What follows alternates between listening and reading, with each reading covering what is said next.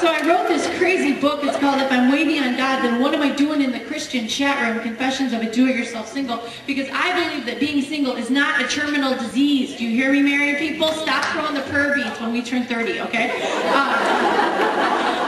year I had a birthday, the church ladies come over with like soup and they're like, another year is past, and they're crying. I'm like, what's wrong? They're like, you're old, you know? And I'm like, it was just my own personal Bridget Jones story. And I never set out to have any kind of story. I moved to LA with a goal and a dream. Marry Matt Damon, win an Academy Award, right? You gotta have a goal and a dream. And I told the Lord my dream. I said, Lord, when I win my Academy Award, I will totally say your name. And he's like, oh, thank you, Kerri, because I need the PR, you know.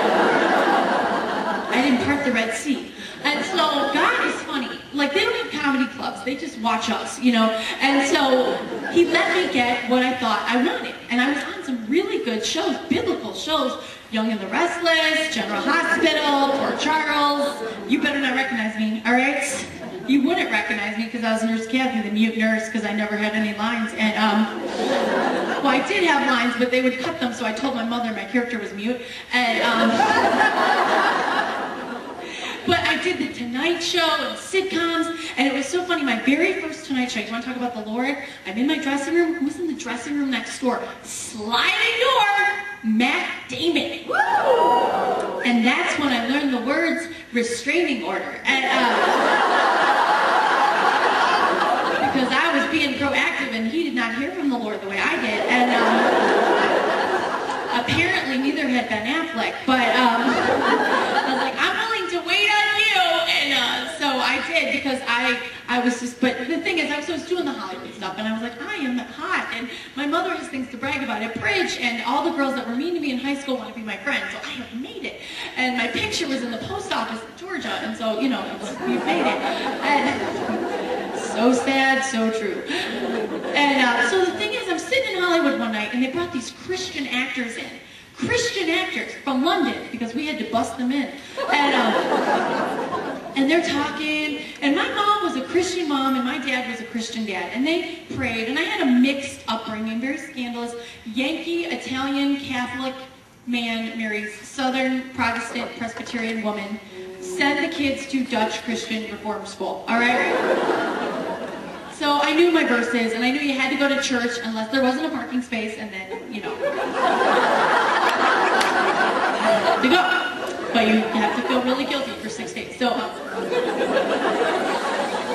and you do it all over. But anyway, so I'm sitting there, and I heard these people, and these were real Christians, because I knew the difference, because they said the word Jesus.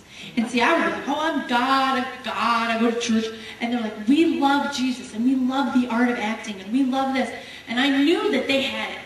And I knew that my whole life, I never had it. But I could talk it, and I looked good. Because I did enough not to get me in trouble. I did enough to, you know, just get through college, being the good girl. Like, as long as I was sober, I was fine, you know. And, which is hard when you go to a Big Ten school. But, I did, but I knew that I didn't have it.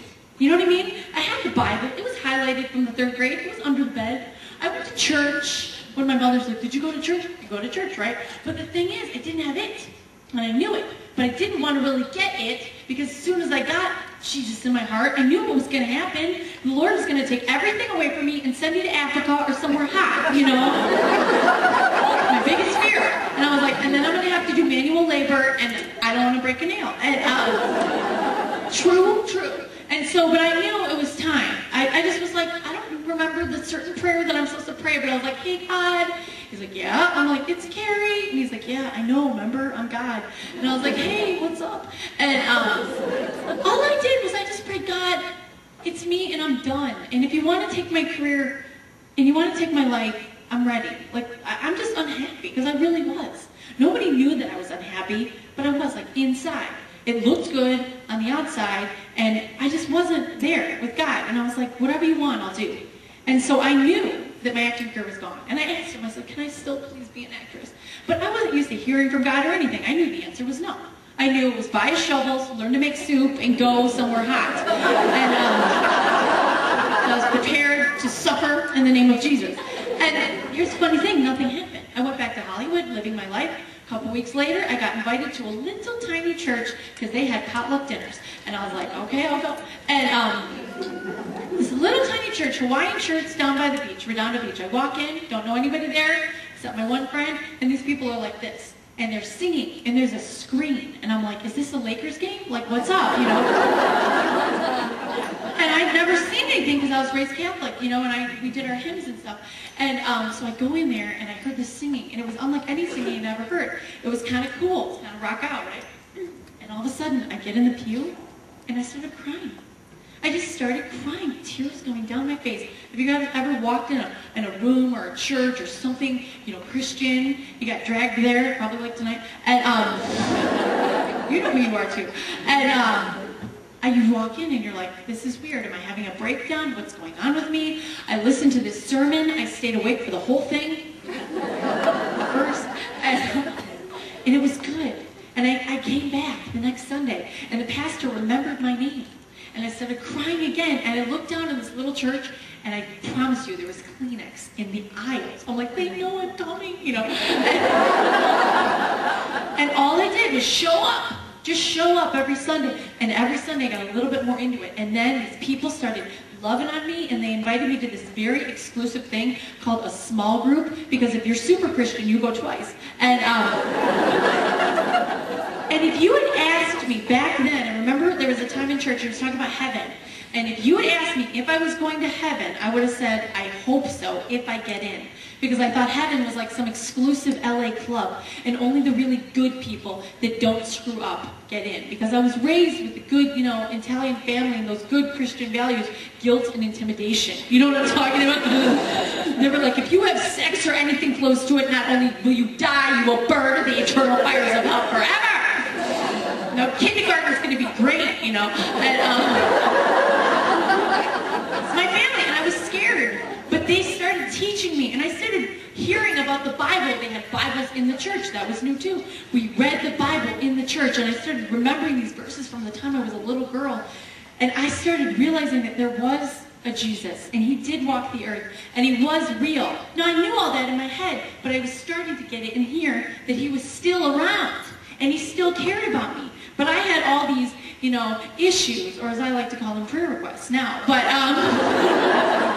you know what I'm talking about? Because I realized that we don't go to therapy. Small group, it's the same thing.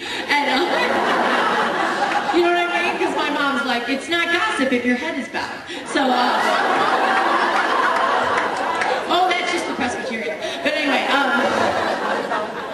but what they taught me was, they were like, Kerri, God doesn't care what you did last summer. God doesn't care what you did last weekend.